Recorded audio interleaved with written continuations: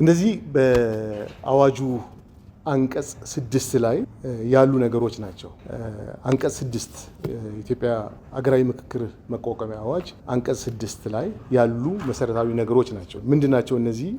የጉዳዩ ጭብጥ አሁን በዚህ ሁሉ በተሰበሰበው ሂደት ውስጥ የመጣው ያ ጉዳይ የህገ መንግስትን መሻሻል የሚጠይቅ ከሆነ ይሄ ለሀገራዊ ናሽናል ፕሌነሪ የሚቀርብ አጀንዳ ይሆናል። በዘመናት ሲንከባለሉ በሀገራችን ውስጥ የመጡ ችግሮች አሉ። ለነዚህ ደግሞ ዘላቂ መፍትሄን የሚያመጣ ኢሹ ከሆነ ያም እንደ አንድ አጀንዳ ይወሰዳል። ሌላው በኢትዮጵያ በህዝብና በህዝብ መካከል አለመተማመኖች አሉ። እነዚህ አለመተማመኖች ወደ ግጭት መርተውናል።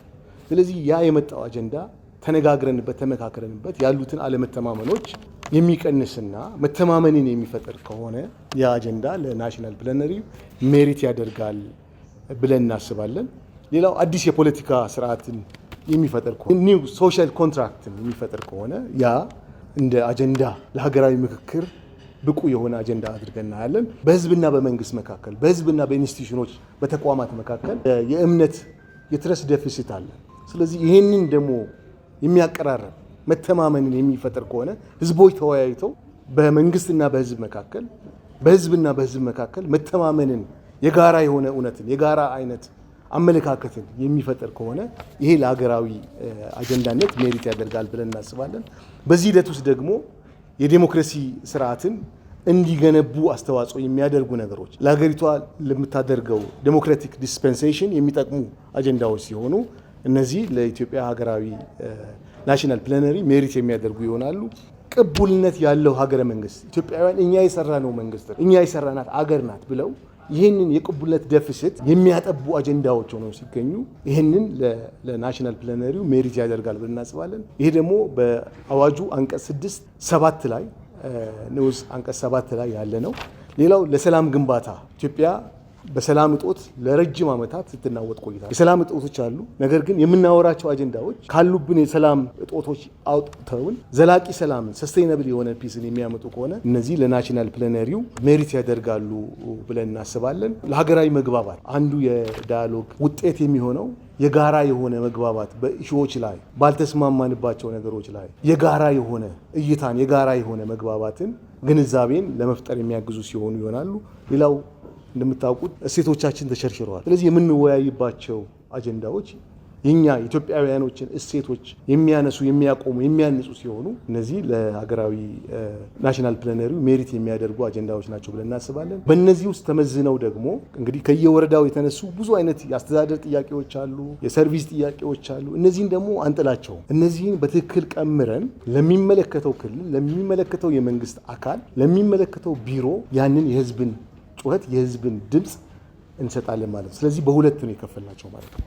ተሳታፊዎች ኦዲት እያደረግን ነው። የቀረ አሁን ለምሳሌ ከአመት በፊት ከ2 ዓመት በፊት የሰራናቸው ወረዳዎች ላይ ያሉ ስሞችን ቼክ እያደረግን እነዛ አካላቶች አሉ ወይ አገር የለቀቁ ሊኖሩ ይችላሉ። አንዱ እሱ ነው። ኦዲት እያደረግን ያለ ነው። አይ ቲንክ ከተወሰኑ ሳምንታት በፊት ሰፊ የሆነ የጥሪ እንቅስቃሴዎችን አድርገናል። እነዚያ ሰዎች እንዲዘጋጁ ማለት ነው። አንደኛው እሱ ነው።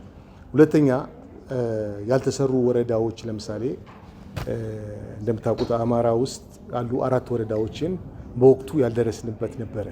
ስለዚህ እነዚህ አሁንም መስራት የሚቻል ከሆነ ይህንን ፖሲቢሊቲ በክልሉ ከሚገኘው መንግስት ጋር ተነጋግረን እስከ ጊዜው ድረስ እዛ አካባቢ ላይ የምንሰራበትን መንገድ እየፈለግን ያለ።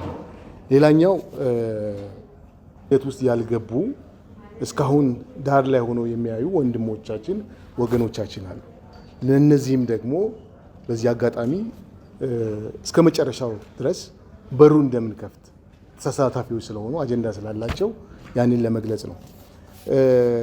ከትግራይ ጋራ በተገናኘ የተነሳው ትግራይ ቅድም ተገልጿል። መድገም ቢሆን ሰፊ ሙከራዎችን አድርገናል።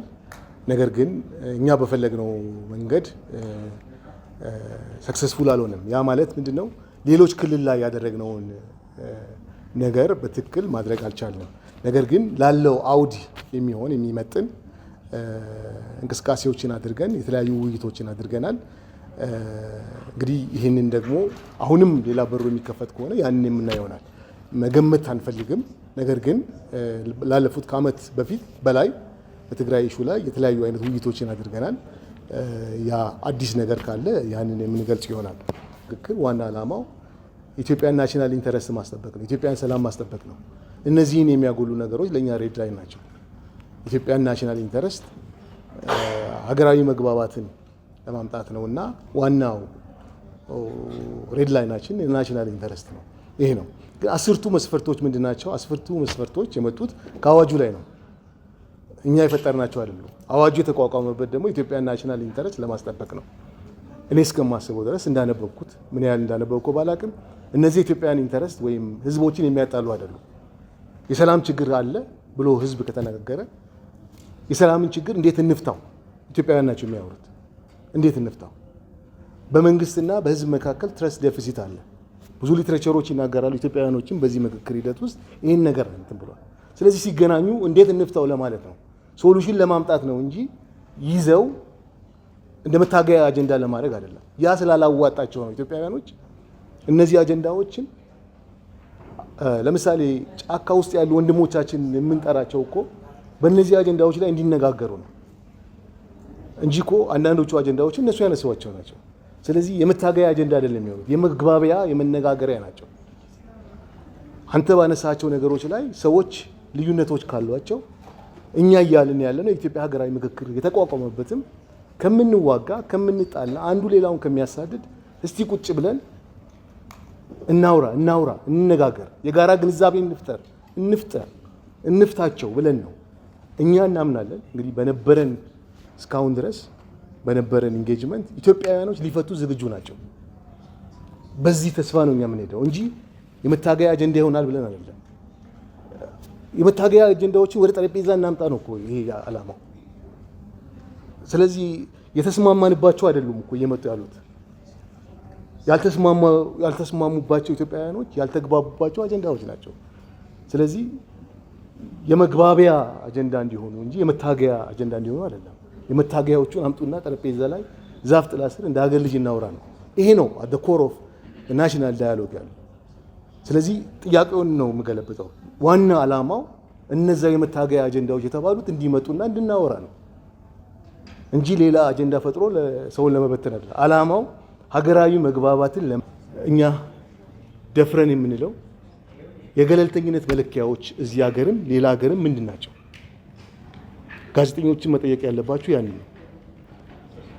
ገለልተኛ ነው ሲባል አንድ ተቋም ኢትዮጵያ ስለሆነ ብቻ ሳይሆን ከኢትዮጵያ ውጭም አንደኛ የህግ ገለልተኝነት በህግ ነፃና ገለልተኛ ነው ብሎ የተቋቋመ አካል ነው። ስለዚህ የህግ ገለልተኝነታችን ጋራንቲ ነው። ከዚህ ውጭ ደግሞ የአሰራር ሂደቶች አሉ። የአሰራር ሂደቱ ገለልተኛ ነው ብለን እናምናለን። ምክንያቱም መንግስት ወይም ሌላ አካል በዚህ መንገድ ስሩ ብሎ ያስቀመጠው ነገር የለም።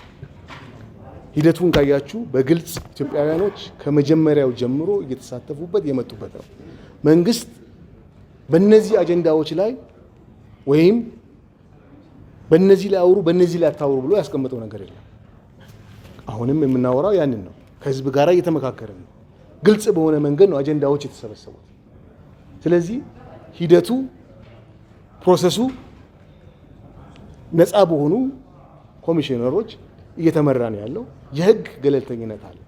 ከዚህ ውጪ ገለልተኛ አይደለም የሚል አካል ካለ በርደን ኦፍ ፕሩፍ ያለው በዛ አካል ላይ ነው።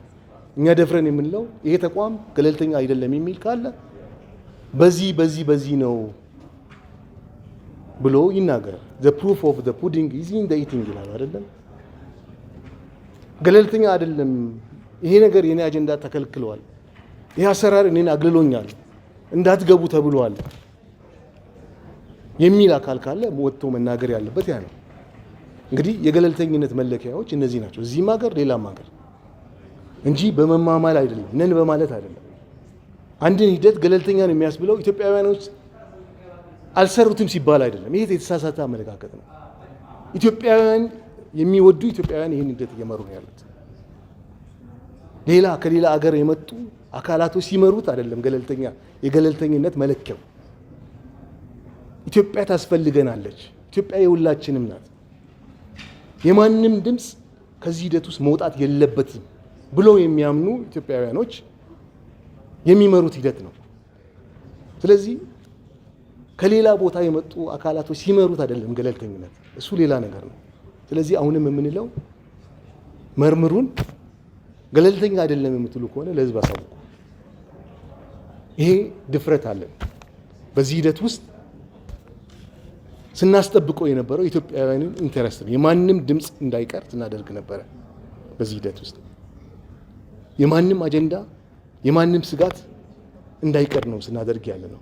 ስለዚህ አሁንም ኢትዮጵያውያኖች መጥተው ግልጽ በሆነ መንገድ ተወያይተው የምንፈልጋት ኢትዮጵያ እቺ ናት የሚለውን ነገር መስራት ይችላሉ ብለን እናምናለን።